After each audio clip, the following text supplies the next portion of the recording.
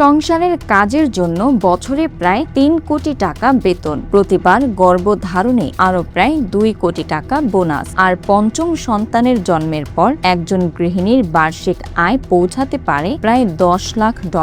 শুনতে কোনো বড় কর্পোরেট প্রতিষ্ঠানের চাকরির চুক্তির মতো মনে হলেও এই চুক্তি হয়েছে স্বামী স্ত্রীর মধ্যে। যুক্তরাষ্ট্রের আটলান্টা ভিত্তিক ইনফ্লুয়েন্সার ও উদ্যোক্তা ইয়াহদান ইয়াদা তার স্ত্রী আজা ইয়াদার ঘরের কাজ, সন্তান লালন পালন এবং মাতৃত্বের দায়িত্বের জন্য নির্দিষ্ট আর্থিক মূল্য ঠিক করেছেন।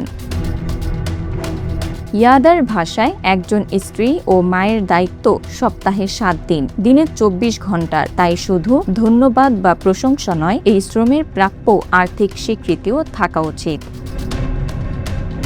চুক্তি অনুযায়ী সংসার পরিচালনা ও সন্তান লালন পালনের জন্য আজা বছরে পান $2,50,000 বাংলাদেশি মুদ্রায়, যা প্রায় 3 কোটি টাকা। এই অর্থের ওপর স্বামীর কোনো নিয়ন্ত্রণ নেই। তবে এখানেই শেষ নয়, প্রতিবার গর্ভধারণের জন্য আজা পান অতিরিক্ত $1,50,000 বাংলাদেশি টাকায় প্রায় 2 কোটি টাকা।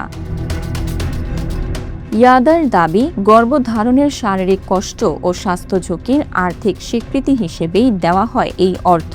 আর প্রতিটি সন্তানের জন্য 18 বছর বয়স পর্যন্ত রয়েছে আলাদা বার্ষিক ভাতা। এর সঙ্গে ব্যক্তিগত শেফ, গৃহপরিচারিকা, স্টাইলিস্ট, মাসিক কেনাকাটার বাজেট এবং পুরো খরচে পারিবারিক ছুটির ব্যবস্থাও রয়েছে।